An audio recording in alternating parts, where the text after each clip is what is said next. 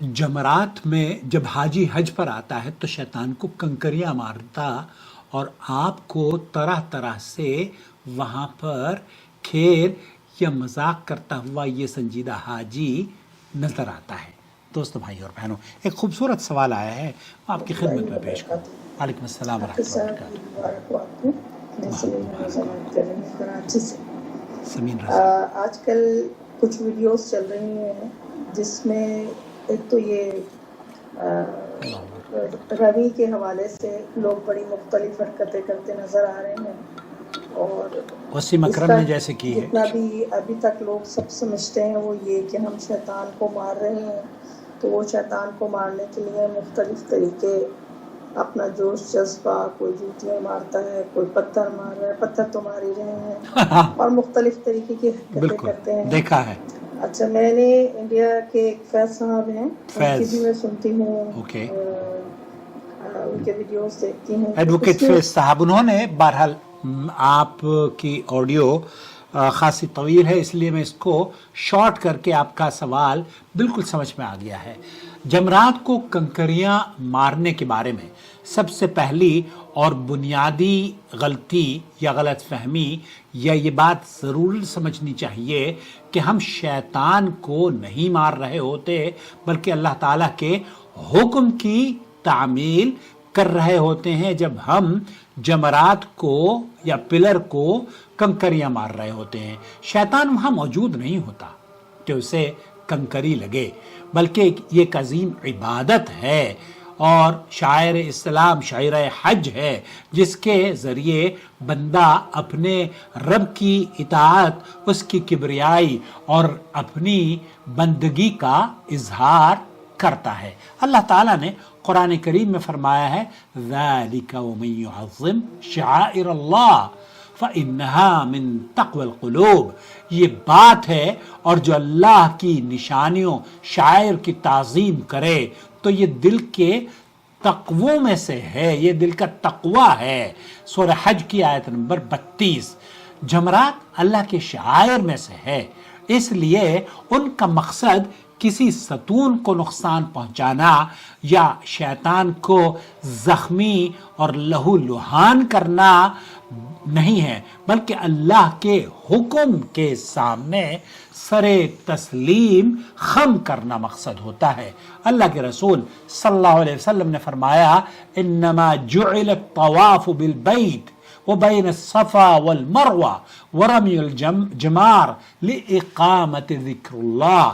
اللہ کے رسول صلی اللہ علیہ وسلم کی یہ حدیث بیت اللہ کا طواف، صفا و مروہ کے درمیان سعی اور جمرات کو کنکریاں مارنا صرف اس لیے مقرر کیا گیا ہے کہ اللہ کا ذکر قائم کیا جائے۔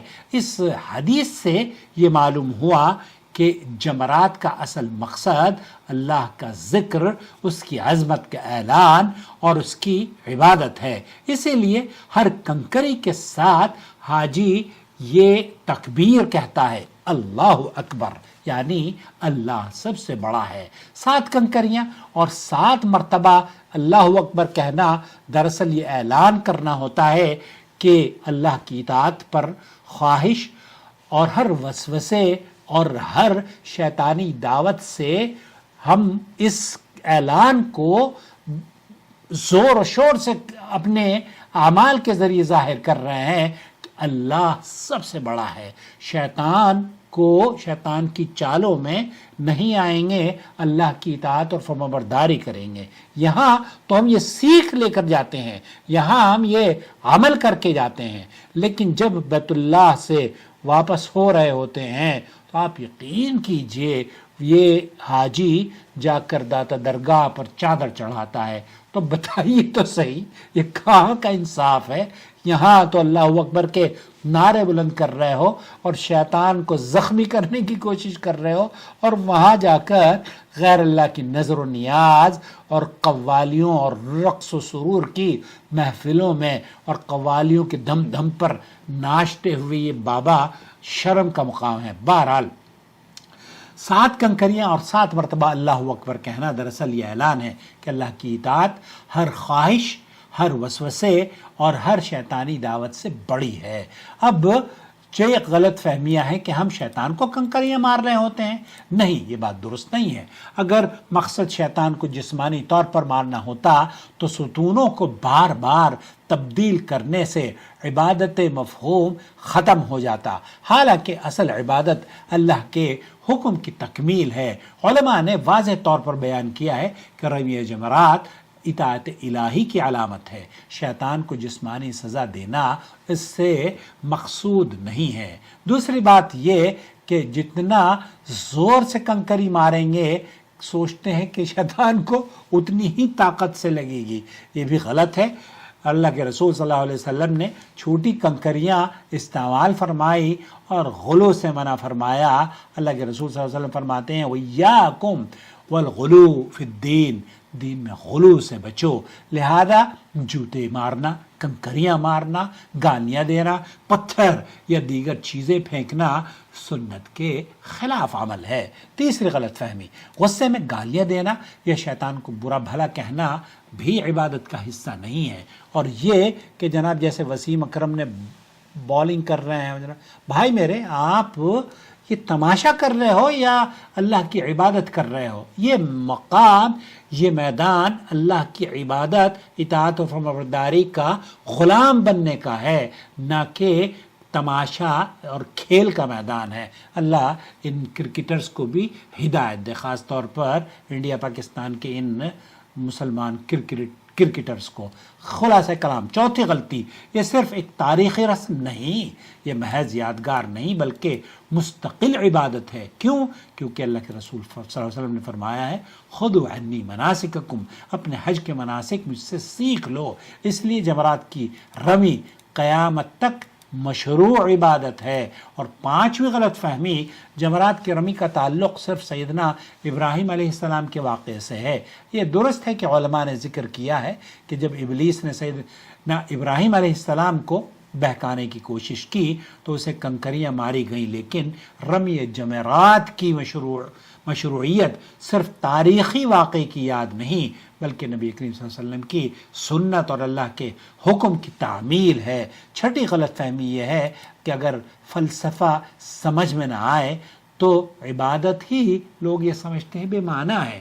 یہ تصور بھی غیر اسلامی تصور ہے۔ اسلام میں بعض عبادات کی حکمت واضح نہیں ہوتی اور بعض میں بندگی کا امتحان نمایاں ہوتا ہے۔ سیدنا عمر ابن فاروق، حضرت عمر فاروق رضی اللہ تعالی عنہ، یہ حجر اسود کی طرف جب بوسہ لیا کرتے تھے تو فرمایا کرتے تھے انی لاعلم انک حجر لا تضر ولا تنفع ولولا انی رأیت النبی صلی اللہ علیہ وسلم یقبلک ما قبلتک۔ اللہ کے رسول صلی اللہ علیہ وسلم کو اگر میں نے بوسہ لیتے ہوئے نہ دیکھا ہوتا تو میں تجھے بوسہ نہ دیتا۔ حضرت عمر اس بوسے کی وضاحت کرتے ہیں کہ تو پتھر ہے، حجر اسود کو کہتے ہیں تو جو پتھر ہے، اگر نبی نے تجھے بوسہ نہ دیا ہوتا تو میں تجھے بوسہ نہ دیتا۔ یہی روح جمرات میں بھی ہے۔ بندہ کہتا ہے میرے رب نے حکم دیا ہے اور میں یہ عبادت حکم کے مطابق کر رہا ہوں۔ جمرات کی رمی دراصل ایک عظیم اعلان ہے کہ اللہ ابراہیم علیہ السلام کی طرح میں بھی تیری اطاعت کو ہر چیز پر مقدم کرتا ہوں، شیطان کے ہر وسوسے کو رد کرتا ہوں، اپنی خواہشات کو تیرے حکم کے تابع کرتا ہوں اور ہر کنکری کے ساتھ اللہ اکبر کی تکبیر بلند کر کر تیری کبریائی اور بڑائی کا اور اپنے کمزور اور تیرے بندے ہونے کا اقرار کرتا ہوں۔ اسی لیے جمرات کے رمی کا مرکز ستون نہیں بلکہ بندے کا دل ہے۔ کنکریاں ستون پر لگتی ہیں لیکن پیغام انسان کے نفس اور شیطان کے خلاف اعلان بغاوت کا ہوتا ہے، جبکہ اصل عبادت اللہ تعالیٰ کی تعظیم، اس کا ذکر اور اس کے حکم کے سامنے کامل اطاعت ہوا کرتی ہے۔ اللہ رب العالمین مجھے اور آپ کو اطاعت اور فرمانبرداری سکھائے اور ریاکاری سے بچتے ہوئے اسٹنٹ کرنے اور یہ وہاں پر اس طرح کی جو جیسے وسیم اکرم صاحب نے کیا ہے، وہ ویڈیو اگر آپ نے نہیں دیکھی ہے میری تو وہ بھی پلیز دیکھ لیجئے گا. اور شرک و بدعات سے توبہ کیجئے, درگاہوں پر جانا چھوڑیے, غیر اللہ سے مانگنا چھوڑ دیجئے, اور اپنے آپ کو تعویذ گنڈوں سے پاک کر لیجئے, کیونکہ حرم میں 40-50 دن آپ یہاں مکہ مکرمہ میں رہ کر جاتے ہیں, جسم سے ہر تعویذ گنڈا اتار دیتے ہو. جب یہاں 40 دن رہ سکتے ہو آپ پاک اور صاف, اپنے ملکوں میں بھی پاک اور صاف رہو, تعویذ گنڈا چھوڑ دو. اللہ آپ کو صحت و عافیت سے رکھے. چینل سبسکرائب کر لیجئے اگر اس طرح کی معلوماتی ویڈیوز آپ پسند کرتے ہو تو. شکریہ.